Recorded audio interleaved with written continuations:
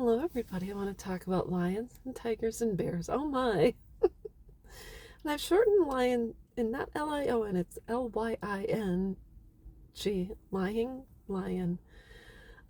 But, anyways, I want to talk about when you have to decide what you're going to do when you have been lied to by certain individuals. And I'm talking about those people you should trust that you were once close to, and you say, oh, it's not going to work anymore. For instance, my family home was a little chaotic. 4 girls, mom, dad, etc. And my dad was a drinker and stopped drinking for a while, and then he picked it up again.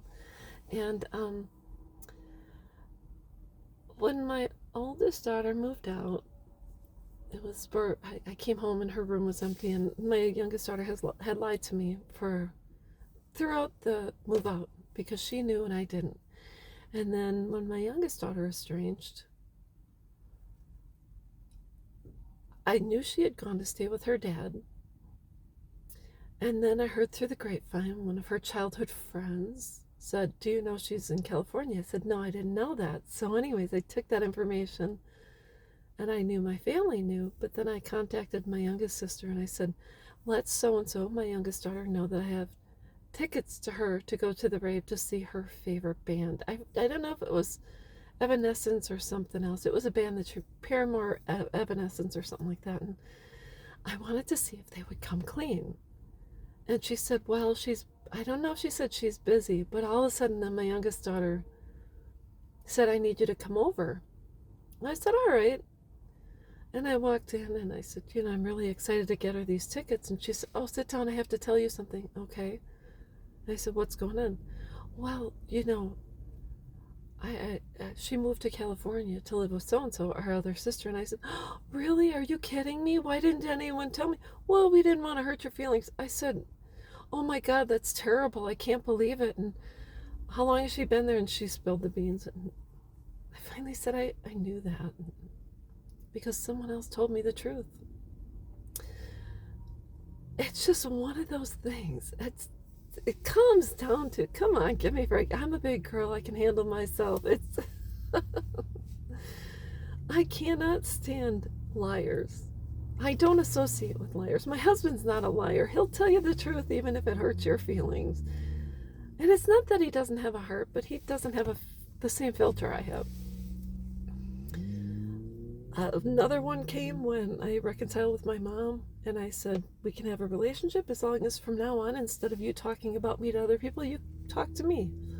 And if you have a concern, you talk to me. Don't go to any of my sisters or our cousins or this and that. And then I heard she was talking about me to other people. And so I called my mom, and I kind of posed questions where she could ask me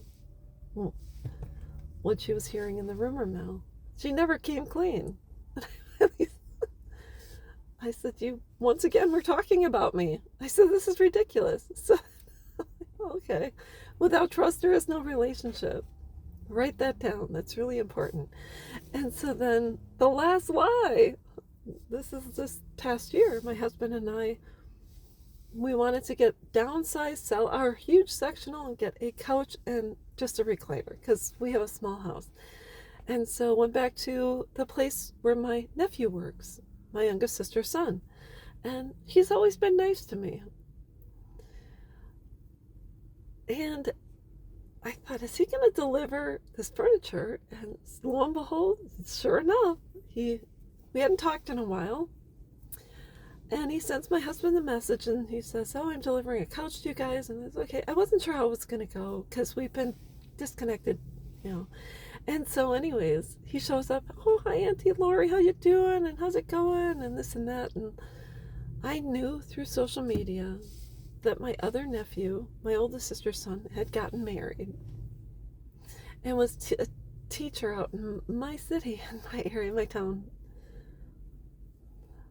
And so I had this information, and I asked my nephew from the delivery guy, I said, so any weddings or anything in the family lately? No, nobody's, any babies? No. I said, okay, cool. And gave me a hug, and he's like, here's my number, and let's keep in touch, and let's get together. I'm like, okay, cool, that would be great.